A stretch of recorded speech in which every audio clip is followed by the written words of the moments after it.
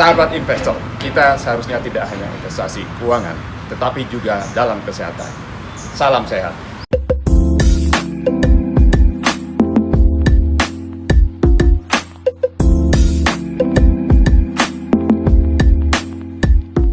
Halo, selamat jumpa kembali di YouTube channel Hamdi Hasarbaini. Pada kesempatan ini saya kembali membahas soal saham. Karena di beberapa episode sebelumnya saya menghimbau kembali khususnya kepada para korban investasi bodong untuk kembali ke investasi sesungguhnya. Dalam hal ini salah satunya adalah investasi saham. Kenapa saham? Karena memang saham yang memenuhi prinsip-prinsip investasi. Kenapa? Karena di investasi saham kita artinya investasi dalam suatu perusahaan yang tentu saja dalam memilih perusahaannya kita menilai apakah perusahaan tersebut punya prospek yang bagus atau tidak. Kalau prospeknya bagus artinya investasi kita di masa yang akan datang akan menguntungkan. Tapi pasti masih banyak pertanyaan di antara rekan-rekan investor yang ingin masuk ke investasi saham. Beberapa pertanyaan yang sering ditanyakan atau diajukan ke saya adalah sebagai berikut. Misalnya, apakah investasi di saham itu menguntungkan atau tidak? Ini pertanyaannya sama saja dengan investasi apapun, mau investasi di saham, di properti, di emas, atau di investasi jenis apapun.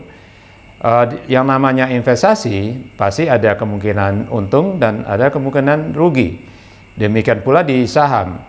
Di saham kita ada kemungkinan menanggung kerugian dan tentu saja kalau yang kita inginkan adalah memperoleh keuntungan.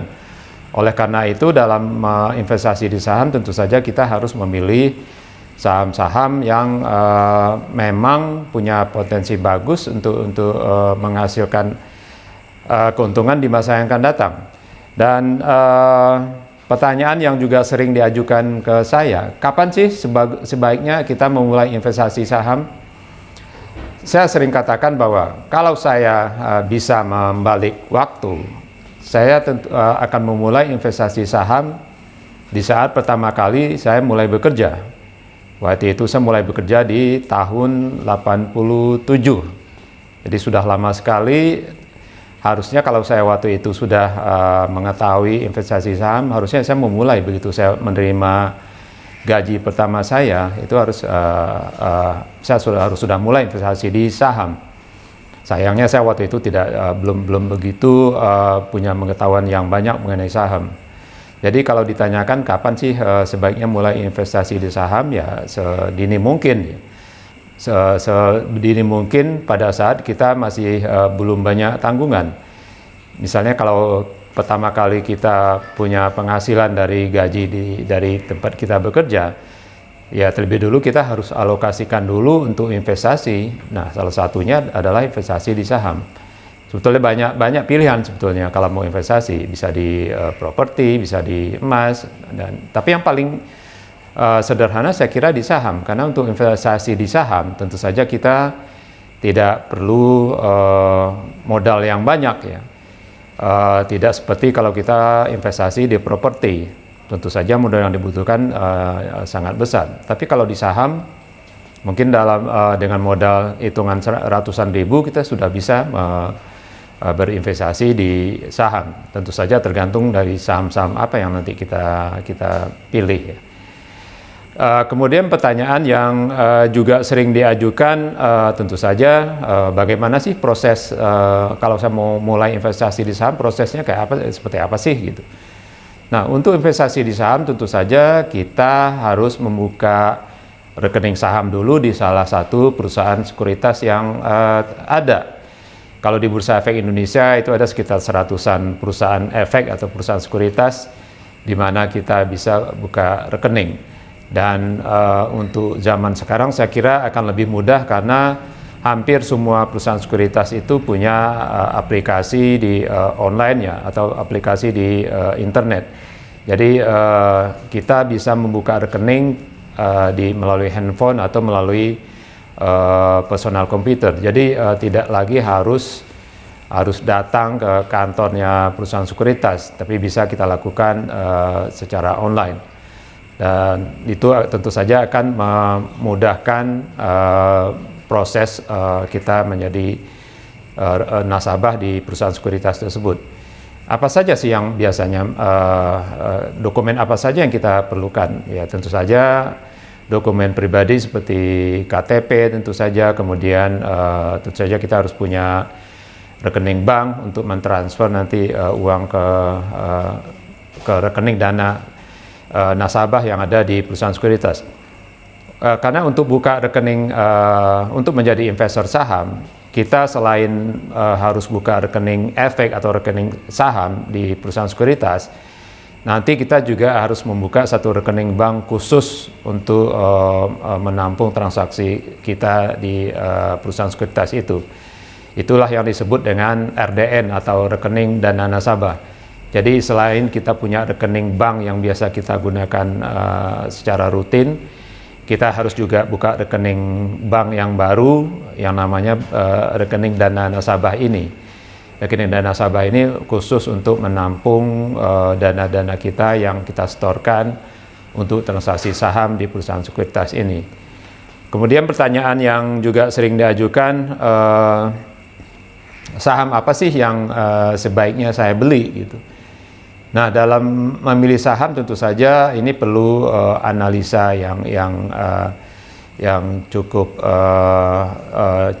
cukup rumit bagi orang awam ya. Tapi dalam memilih saham sebetulnya kan kita memilih perusahaan ya yang kita beli.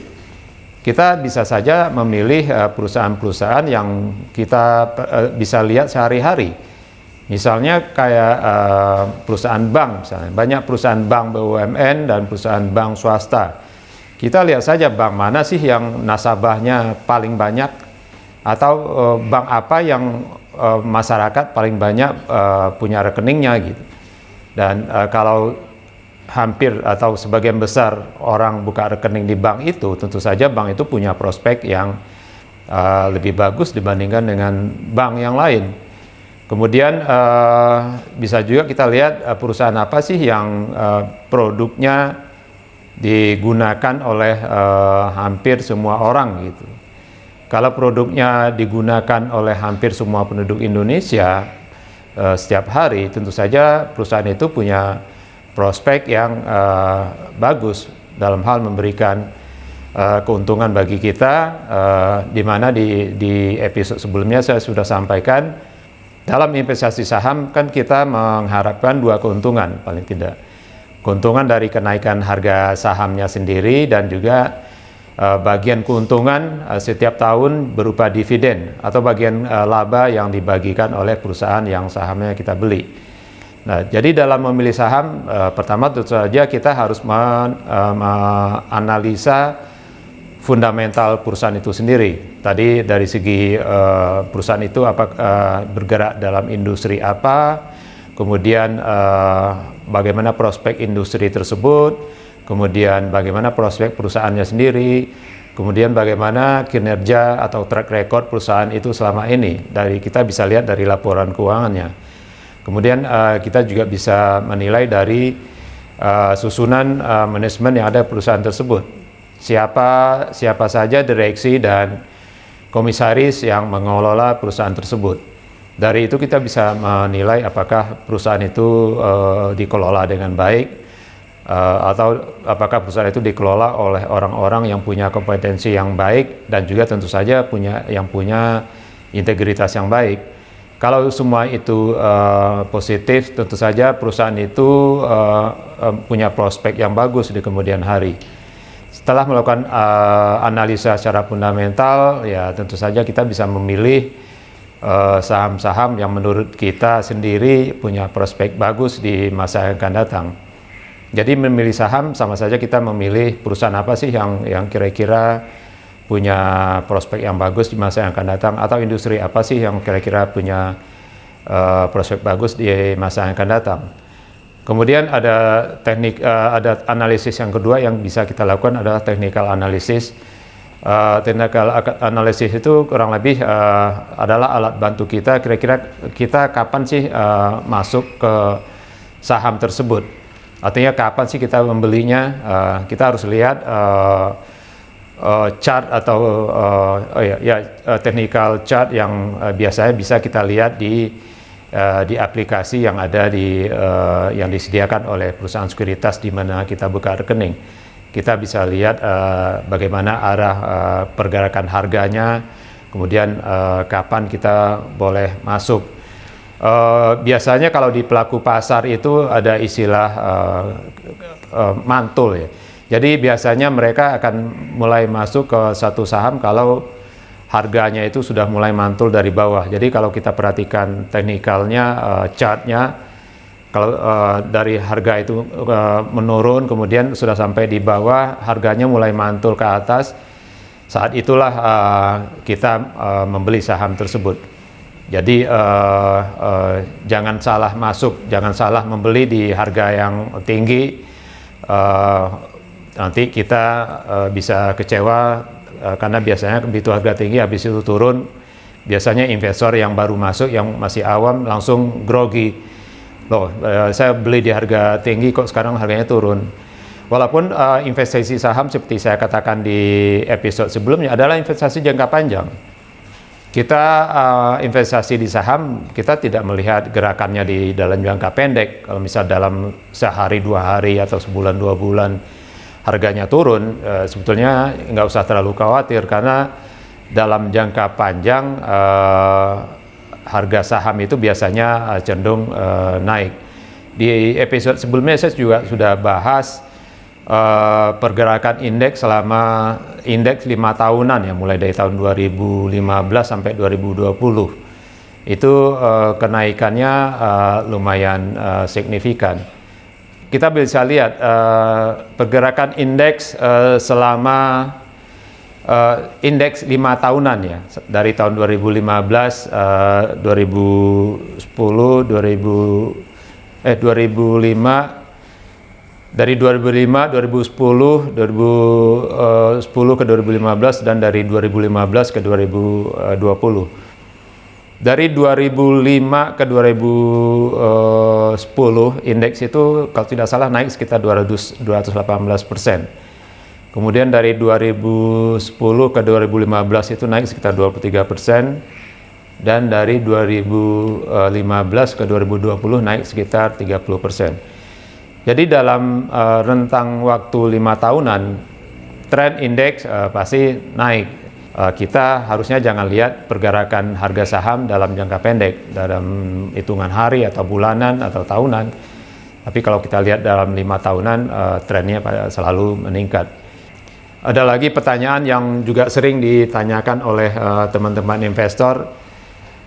Hari ini indeks kira-kira naik apa turun ya? Ini pertanyaan yang sulit dijawab ya, karena kan tidak ada yang tahu pergerakan indeks itu. Tapi ada beberapa acuan ya. Orang biasanya melihat di gerakan indeks di Amerika, indeks Dow Jones misalnya. Kalau kemarin indeks Dow Jones naik, biasanya di kita mengikuti, indeks kita juga naik. Tapi kan ini patokan yang tidak pasti ya.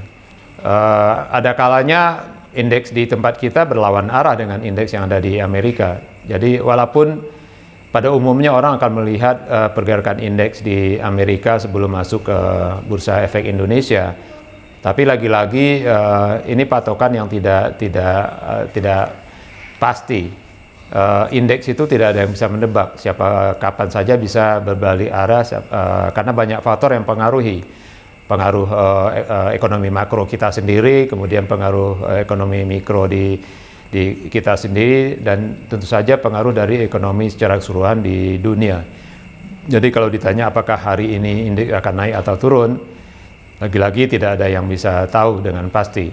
Kita bisa lihat berdasarkan technical analisisnya, tapi lagi-lagi analisis itu hanya kan data kemarin, data periode yang lalu. Tidak serta-merta data arah gerakan di periode yang lalu itu sama dengan arah gerakan sekarang. Jadi pertanyaan itu lagi saya kira banyak faktor yang mempengaruhi. Jadi tidak ada yang tahu indeks mengarah kemana. Kemudian ya ini juga pertanyaan kurang lebih sama. Saham apa sih yang harganya yang akan naik hari ini? Ini tidak ada yang tahu. Kalau itu ditanyakan ke saya paling bilang kalau saya bisa menebak, mungkin saya udah kaya dari dulu gitu. Karena kalau kita tahu saham apa yang akan naik, kita bisa beli lebih dulu. Kemudian pada saat naik nanti kita jual dan kita memperoleh keuntungan. Sayangnya tidak ada yang bisa tahu pasti saham apa yang harganya akan naik. Karena semua itu dipengaruhi oleh gerakan yang ada di pasar. Bisa dipengaruhi oleh pergerakan indeks secara keseluruhan, kemudian bisa dipengaruhi oleh pergerakan indeks di sektor industri di mana saham itu berada, dan tentu saja dipengaruhi oleh gerakan indeks dari gerakan harga dari saham itu sendiri yang bisa dipengaruhi oleh informasi yang terkait dengan perusahaan yang saham kita beli. Oleh karena itu sebagai investor saham tentu saja kita harus banyak membaca berita ekonomi makro, ekonomi mikro sesuai dengan industri di mana saham yang kita beli. Kemudian informasi yang terkait khusus dengan saham yang kita miliki untuk bisa menentukan apakah saham tersebut kemungkinan harganya akan naik atau tidak. Tapi tidak semua informasi itu sebetulnya bisa dipercaya, karena seringkali ada juga kegiatan oleh apa yang disebut oleh bandar saham nih. Mereka kadang-kadang sengaja menyebarkan informasi yang seolah-olah positif di media massa. Misalnya dibilang apakah perusahaan X ini baru mendapat kontrak baru sehingga produksinya akan meningkat di masa yang akan datang. Kemudian labanya diperkirakan akan meningkat berapa persen. Padahal sesungguhnya itu hanya berita yang sengaja dihembuskan, padahal tidak betul. Kemudian di sisi lain mereka juga bisa lakukan praktek manipulasi di pasar yang banyak teknik-teknik yang bisa dilakukan bandar itu, sehingga memberi kesan aktivitas transaksi atau pergerakan harga saham itu seolah-olah positif. Misalnya saham yang biasanya tidur, saham harganya tidak bergerak, tidur misalnya di 50, kemudian tiba-tiba bergerak naik tajam gitu. Itu banyak kasus bahwa itu sebetulnya tidak murni gerakan dari harga saham itu sesungguhnya, tapi itu digerakkan oleh bandar yang memang berniat menggerakkan harga suatu saham. Mereka melakukan itu di pasar dengan kelompoknya, kemudian di sisi lain mereka menghembuskan berita-berita yang seolah-olah positif sehingga mendukung gerakan aktivitas perdagangan dan juga pergerakan harga saham ini di bursa. Jadi teman-teman investor harus lagi-lagi harus waspada dalam memilih saham. Tadi terkait dengan pertanyaan saham apa sih yang harganya akan naik, lagi-lagi itu tidak bisa dijawab dengan pasti karena nggak ada yang tahu saham mana yang harganya akan naik. Tapi kalau melihat harga saham tiba-tiba naik yang sebelumnya harganya bergerak stagnan, teman-teman investor harus waspada apakah gerakannya itu memang murni karena adanya perbaikan fundamental di perusahaan yang sahamnya kita beli, atau jangan-jangan itu akibat ulah dari bandar atau sekelompok bandar yang memang sengaja memancing minat dari investor-investor untuk bisa masuk ke saham tersebut, padahal para bandar ini justru ingin menjual pada saat harganya nanti sudah sampai di level yang mereka inginkan. Itu dikenal dengan teknik pump and dump. Jadi mereka sengaja memompa harga saham sampai pada level tertentu. Kemudian pada saat harga sudah di atas, mereka mendump saham-saham yang tadinya mereka tidak bisa jual dengan harga yang baik. Nanti di episode berikutnya saya akan bahas teknik-teknik manipulasi pasar yang seringkali digunakan oleh para bandar dalam mencoba menarik atau memancing investor, khususnya investor yang masih awam, yang baru masuk ke bursa, untuk bisa membeli saham-saham yang yang harganya mereka gerakkan, sehingga seolah-olah menarik minat dari investor yang baru masuk. Padahal sesungguhnya tidak ada perbaikan fundamental terkait dengan saham tersebut. Jadi rekan-rekan investor lagi-lagi perlu sangat waspada dalam memilih saham yang akan digunakan sebagai objek investasi. Karena lagi-lagi investasi saham adalah investasi jangka panjang, jadi pertimbangannya juga harus panjang, analisisnya harus mendalam sebelum kita memilih saham, supaya uang yang kita tanamkan di saham tersebut tidak mengalami kerugian atau bahkan hilang. Karena investasi apapun ada kemungkinan kita memperoleh keuntungan, dan tentu saja keuntungan yang kita harapkan gitu. Tapi tidak menutup kemungkinan kita akan mengalami kerugian kalau kita salah memilih tempat investasi kita atau objek investasi kita, termasuk di saham. Jadi investasi di saham bisa memperoleh keuntungan, tapi juga bisa mengalami kerugian tergantung dari saham apa yang kita beli. Jadi lakukan analisa secara mendalam sebelum memutuskan masuk ke suatu saham. Demikian, sampai jumpa.